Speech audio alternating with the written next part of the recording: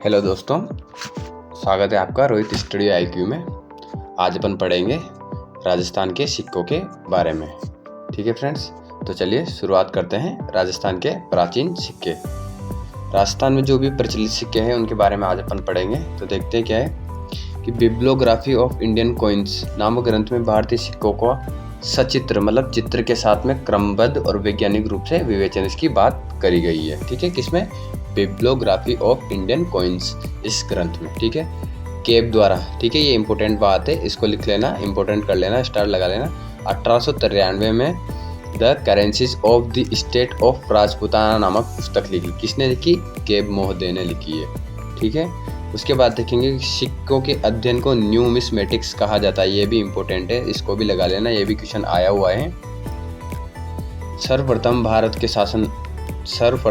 भारत में शासन करने वाली यूनानी शासकों के सिक्कों पर लेख एवं तिथियां उत्कीर्ण हैं। ठीक है ना, किन पे हैं? यूनानी शासकों के सिक्कों पर लेख भी उत्कीर्ण है और उनकी तिथियां भी उत्कीर्ण है कि कब के ये सिक्के हैं। ठीक है, सर्वाधिक सिक्के उत्तरी मौर्य काल में मिलते हैं, मतलब मौर्य काल के बाद सर्वाधिक सिक्के मिलते हैं। सर्वाधिक सोने के सिक्के, ठीक है, इसको स्टार लगा लेना इस बात को भी, ये भी क्वेश्चन आ चुका है कि सर्वाधिक सोने के सिक्के किस काल में जारी हुए। तो वो सर्वाधिक सोने के सिक्के मतलब जो संख्या में सर्वाधिक तो गुप्त काल में जारी हुए, लेकिन कुषाण शासक भीम कड़पिशस ने, ठीक है, सर्वप्रथम सोने का सिक्का तैयार करवाया। ठीक है ना, सर्वप्रथम सोने का, ये गलत लिखा हुआ है यहाँ पे, सर्वप्रथम सोने का सिक्का किसने चलाया?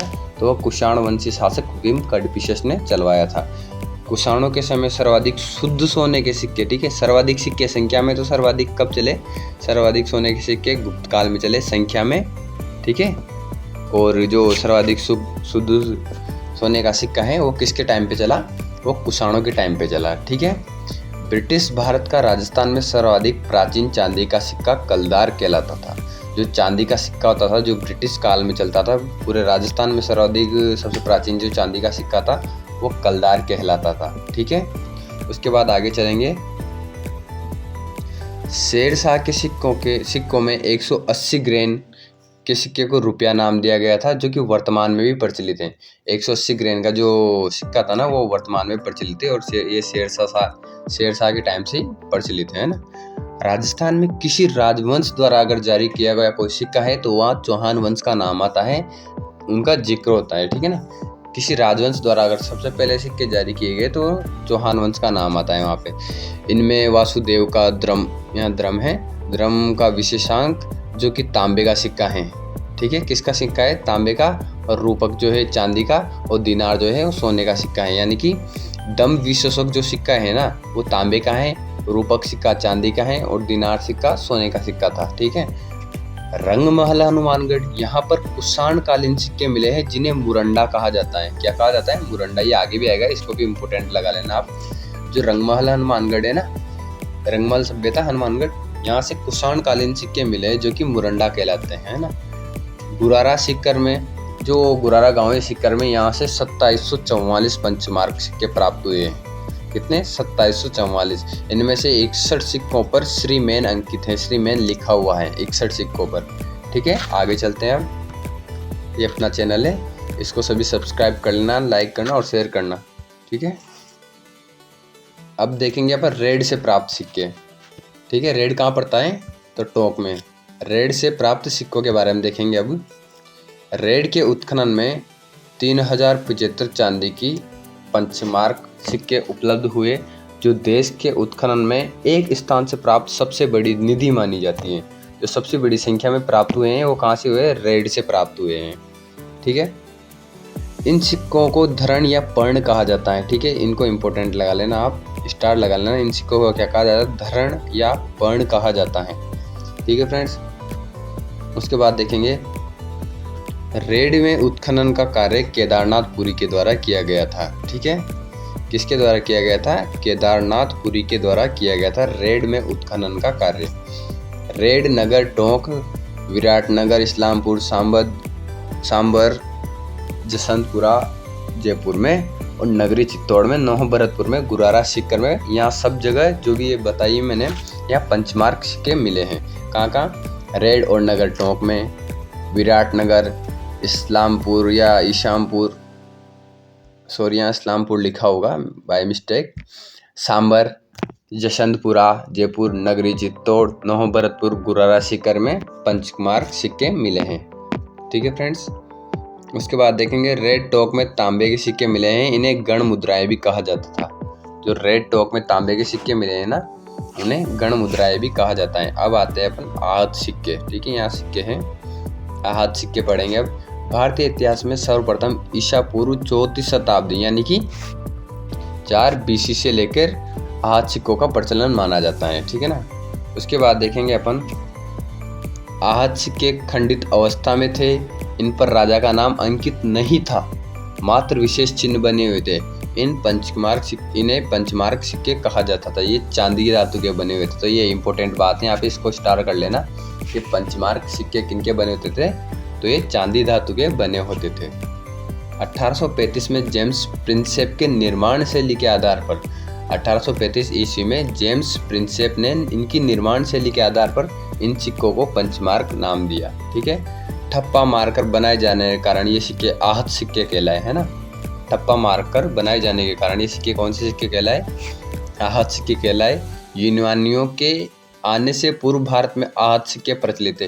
मतलब जब यूनानी भारत में आए थे ना, तो उसके पहले से ही आहत सिक्के वो भारत में प्रचलित थे। आहत सिक्के भारत में सबसे प्राचीन सिक्के माने जाते हैं। ठीक है। आहत सिक्कों पर ये स्टार लगा लेना आप। इसको क्या क्या जो चिन्ह मिलते हैं उसमें पेड़, मछली, सांड, हाथी और अर्धचंद्र की आकृति देखने को मिलती है इन पर, आहत सिक्कों पर। ठीक है फ्रेंड्स, ये ध्यान रखेंगे अपन क्या क्या मिलता है। पेड़, मछली, सांड वो अर्धचंद्र की आकृति देखने को मिलती है आहत सिक्कों पर। चलते हैं आगे। अब आता है अपने पास जयपुर राज्य के सिक्के। ठीक है, टाइपिंग मिस्टेक हो रही है ये। जयपुर राज्य के सिक्के। जयपुर के सिक्के संपूर्ण भारत में उनकी शुद्धता के लिए जाने जाते थे या इसके लिए प्रसिद्ध थे। जयपुर में मुगल काल में मुगली सिक्के चले। ठीक है, मुगली सिक्के चले क्योंकि सर्वप्रथम इन्होंने ही वैवाहिक संबंध स्थापित किए थे मुगल सल्तनत से, या मुगल जो भी राजा हुआ करते थे अकबर के साथ में, तो इनको सबसे पहले इन्होंने मुगली सिक्के चलाए। राज्य में यानी कि जयपुर राज्य में चांदी की मुद्रा को रुपया, अठन्नी, चवन्नी और दुवन्नी होती थी। ठीक है। महाराजा माधो सिंह और राम सिंह ने स्वर्ण सिक्के चलाए। ये भी इम्पोर्टेंट है, आप इसको इम्पोर्टेंट लगा लेना कि माधो सिंह जी ने और राम सिंह जी ने सोने के सिक्के चलाए। जो माधो सिंह जी ने सोने का सिक्का या कह सकते हैं हम सिक्का चलाया था माधो सिंह जी ने, वो हाली नाम से चलाया था। तो ये भी इम्पोर्टेंट है, क्वेश्चन आ चुका है कि हाली सिक्के का प्रचलन किस रियासत में था या किस रियासत में डाला जाता था। तो वह माधो सिंह के टाइम पे जयपुर राज्य की टकसाल में डाला जाता था। क्या नाम से? हाली नाम से। ठीक है।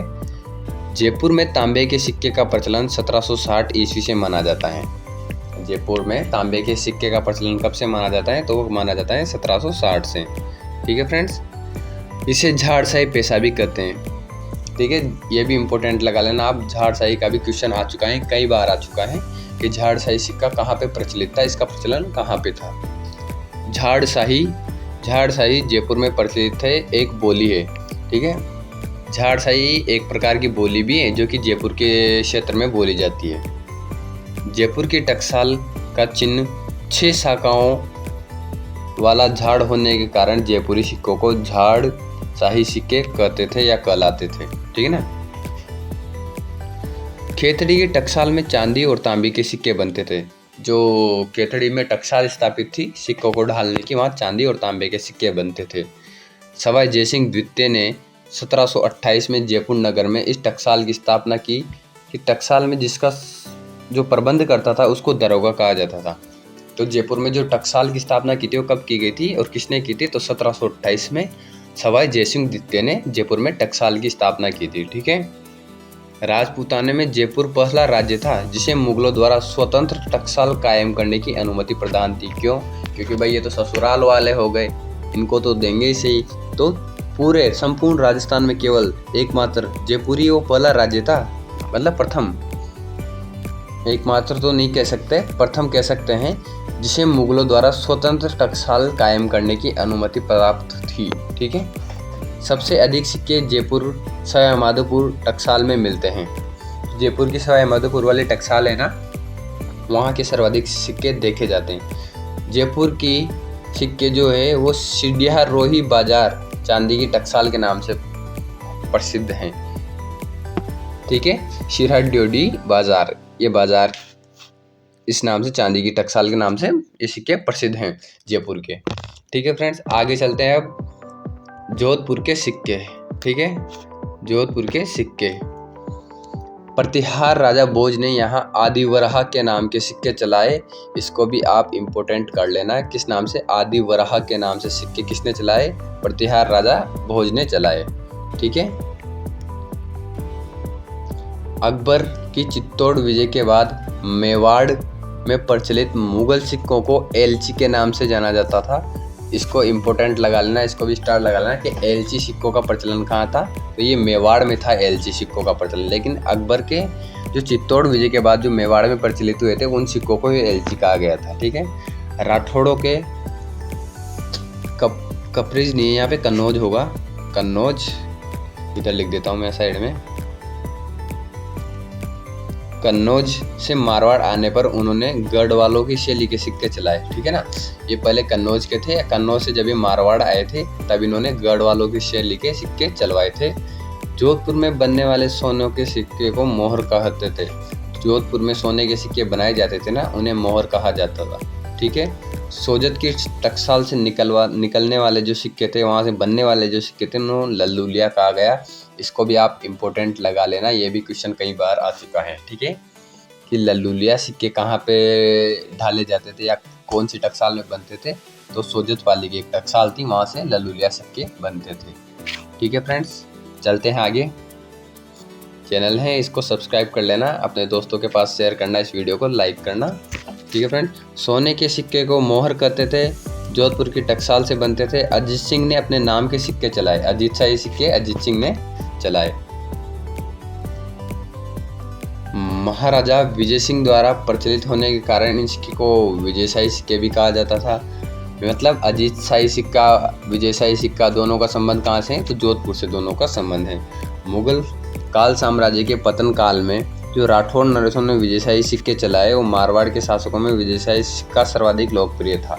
तो मारवाड़ यानी कि जोधपुर रियासत में सर्वाधिक प्रचलित सिक्का या सर्वाधिक जाने जाने वाला सिक्का या सर्वाधिक उपयोग में लाया जाने वाला सिक्का कौन सा था, तो वो विजय शाही सिक्का था।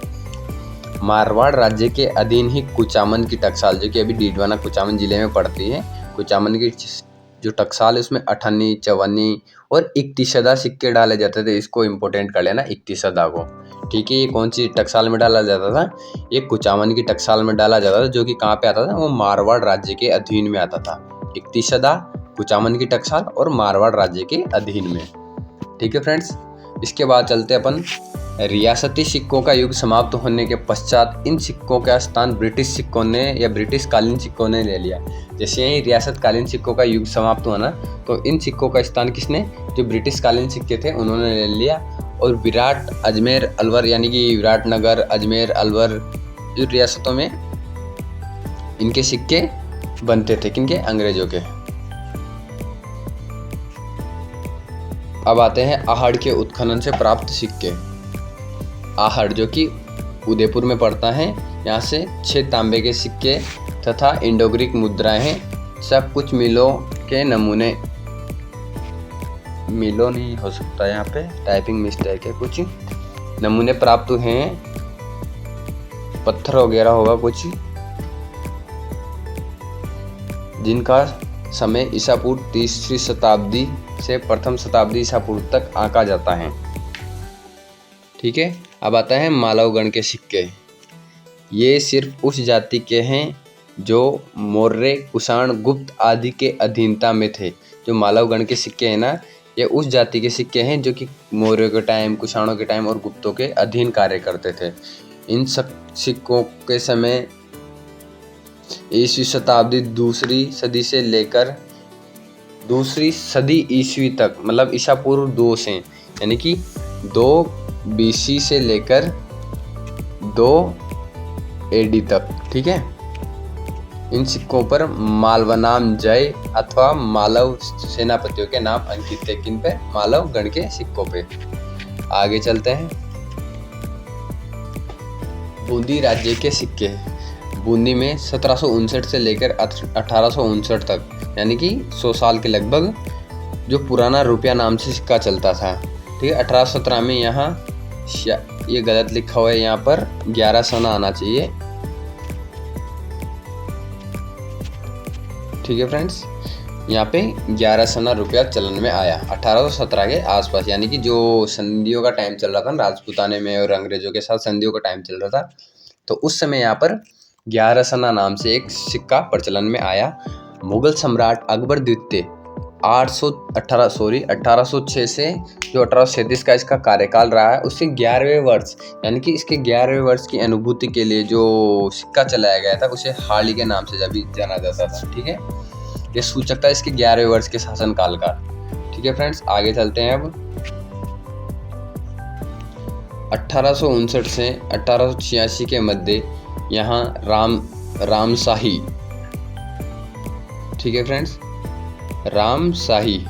रामशाही रुपया चला, जिसमें एक और अंग्रेजी में क्वीन विक्टोरिया तथा सन, ये तो दोनों एक साइड पे, सन और क्वीन विक्टोरिया एक साइड पे लिखा हुआ था, तथा दूसरी तरफ नागरी लिपि में रंगेश भक्त बुंदीश राम सिंह अंकित रहता था। इसको इम्पोर्टेंट कर लेना, ये थोड़ा अच्छे लेवल का क्वेश्चन है कि एक और तो विक्टोरिया रानी तथा सन अंकित होता था और दूसरी तरफ नागरी लिपि में रंगेश भक्त बुंदीश राम सिंह अंकित रहता था। ठीक है फ्रेंड्स, 1886 में यहाँ कटारशाही रुपया डाला गया, जिसमें एक तरफ विक्टोरिया नाम, मतलब एक तो जो रामशाही सिक्का था उसमें तो विक्टोरिया क्वीन के साथ सन, और दूसरी तरफ नागरी लिपि में रंगेश भक्त बुंदीश राम सिंह अंकित था। और जो कटारशाही था उसमें विक्टोरिया रानी के नाम के साथ कटार का चिन्ह था और ऊपर वाले में सन था। ठीक है, और दूसरी ओर यहाँ पर नगरी में बंद, सॉरी यहाँ पे गलत लिखा हुआ है, यहाँ राम सिंह 1843 लिखा हुआ है, मतलब कि यहाँ तो सन और दूसरी ओर रंगेश भक्त बुंदीश लिखा हुआ है, और यहाँ पे विक्टोरिया के साथ में कटार और दूसरी ओर राम सिंह 1843 अंकित मिलता है। ठीक है, 1901 में बूंदी दरबार में